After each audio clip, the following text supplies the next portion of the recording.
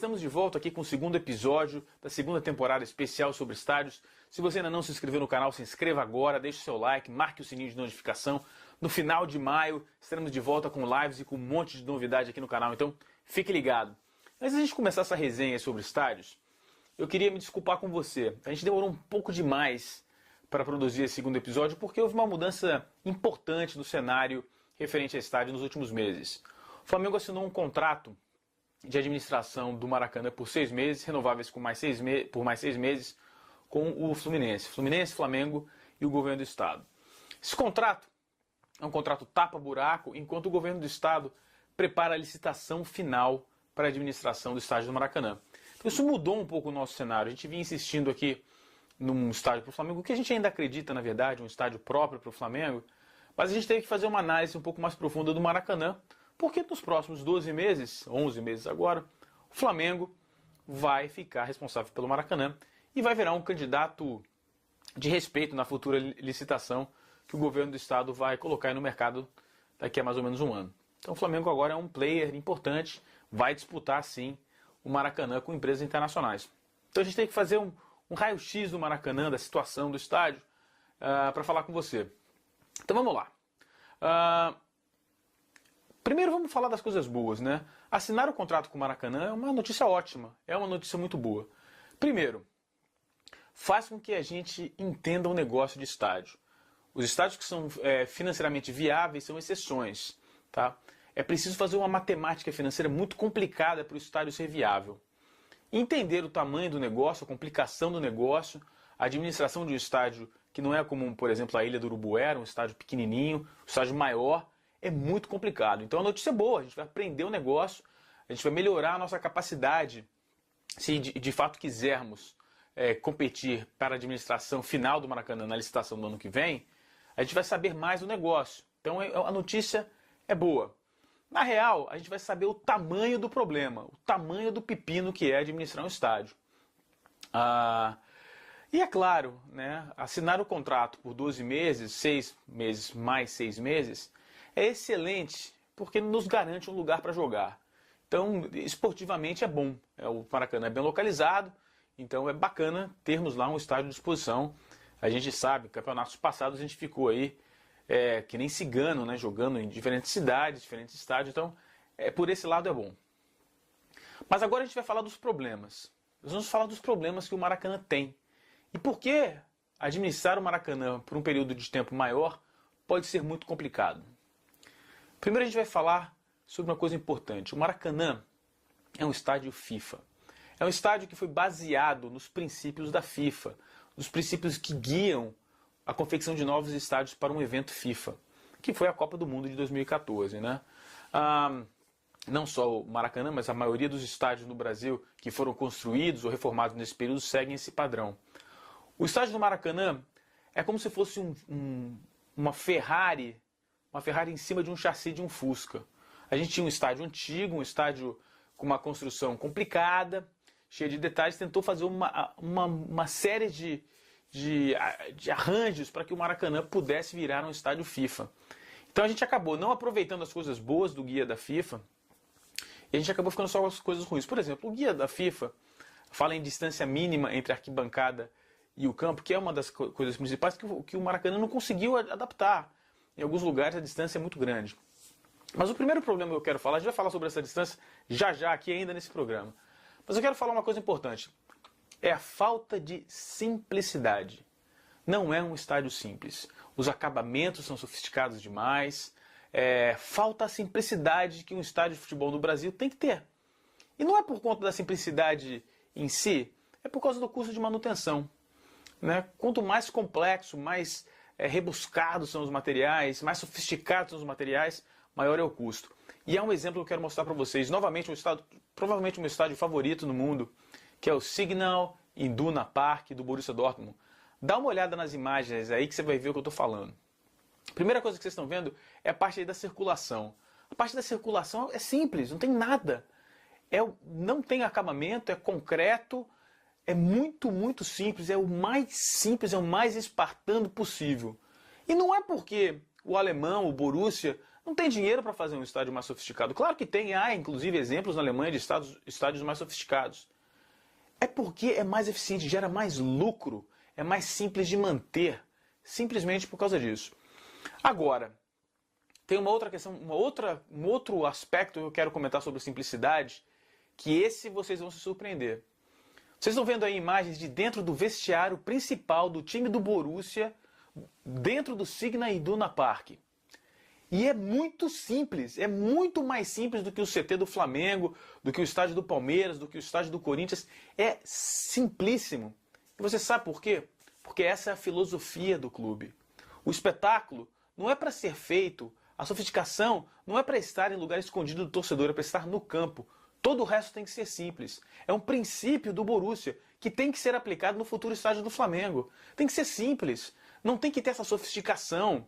Tem que ser o mais barato possível. O espetáculo não é no vestiário. O vestiário tem que ser eficiente e só isso, não tem que ser sofisticado.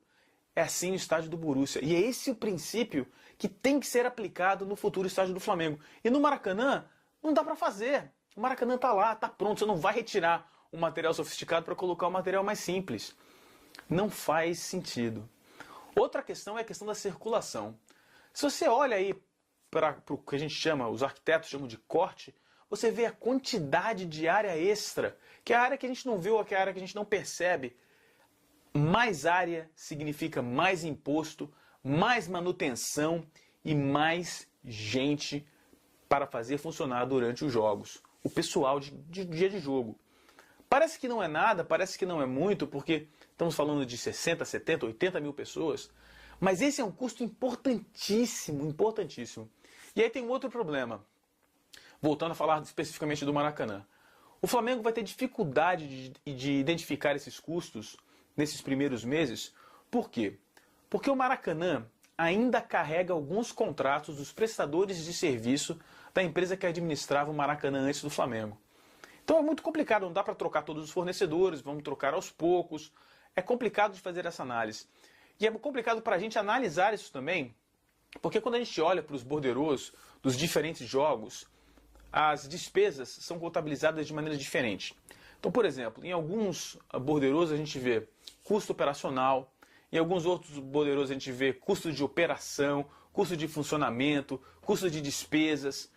Então, custo de despesa, a gente está falando de água, luz, coisas que referem-se à infraestrutura. O custo operacional engloba tudo, inclusive as despesas. Então é muito difícil identificar o que a gente está falando. Então, pelo borderô, essa análise fica sempre um pouco complicada. E esses custos são muito importantes para a quantidade de dinheiro que vai sobrar. Ou vai faltar, né? Porque pode ser que falte dinheiro todo mês e o Flamengo tem que colocar dinheiro para continuar jogando num estádio que é caro.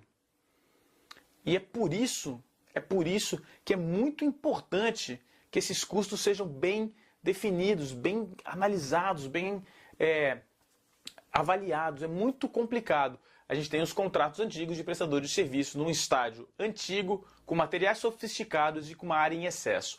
E a área em excesso gera um outro problema, que é o problema de circulação.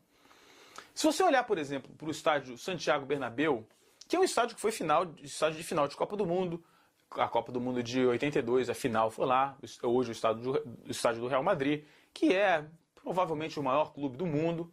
É um estádio que praticamente não tem circulação sobrando, praticamente não tem área em excesso. É um estádio no meio da cidade de Madrid, a circulação é totalmente vertical. A gente já falou sobre isso em outros programas, mas eu queria mostrar para você uma comparação do que é o Maracanã, como é a circulação do Maracanã e como é a circulação do Santiago Bernabéu. É muito diferente. Há muito mais área. Então é muito complicado de manter um estádio com essas características. Agora, falando de tudo isso, qual é o resumo da ópera? O resumo da ópera é o seguinte: todas as vezes que a gente apresenta esse programa aqui sobre o estádio, a gente recebe uma enxurrada de perguntas falando o seguinte: e aí, beleza, se a gente ficar com o Maracanã, o que a gente tem que fazer? Bom, não há muitas reformas que a gente possa fazer e não há muitas reformas que a gente possa sugerir. Por quê? Porque as reformas vão ser limitadas pela licitação. O Flamengo não vai comprar o Maracanã, o Flamengo vai administrar o Maracanã por um certo período, então é possível que na licitação hajam restrições com relação às reformas que o Maracanã vai poder receber. Mas há algumas que a gente pode fazer e algumas que a gente gostaria de sugerir. A primeira que mais me incomoda é a distância dos torcedores atrás do gol para o gol. Quando o Maracanã passou pela primeira grande reforma e eliminou-se a geral, você que não conhece a geral é o seguinte, a geral era uma área que ficava próxima do gramado e ficava abaixo da linha do gramado. Dá uma olhada aí na foto. Você pode ver que o gramado era mais alto do que a geral, é claro. Você em pé, você conseguia assistir. Então a ideia não é isso, não é fazer isso. Mas a ideia, dá uma olhada aí no setor norte do Maracanã. Você olhando em algumas fotos, você acha que a distância não é muito grande. Mas por outras fotos, você tem a verdadeira noção de quão distante é a mureta para o gramado. No lugar mais distante, chega a 27 metros.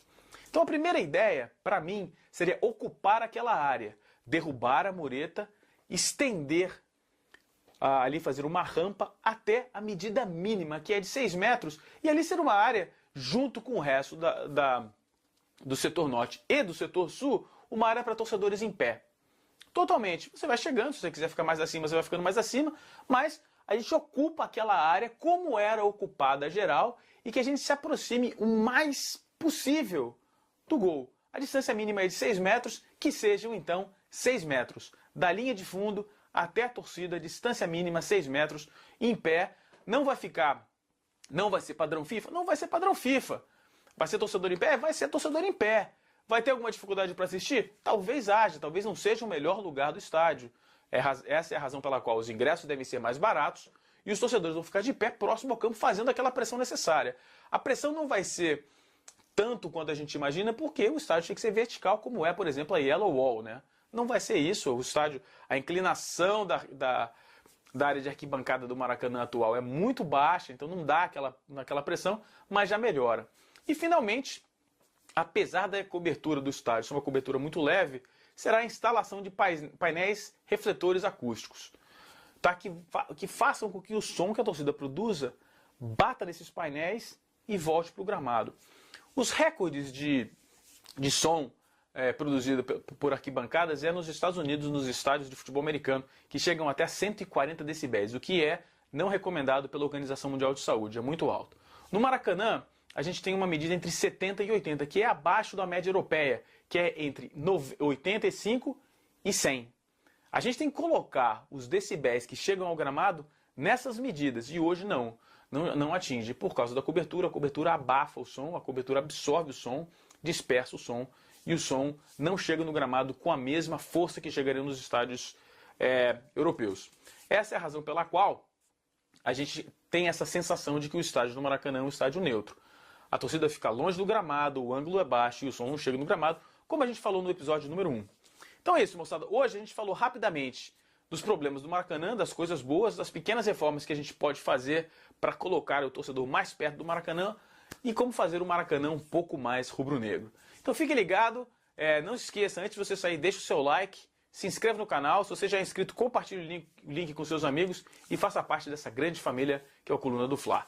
Muito obrigado a todos, nos vemos no próximo.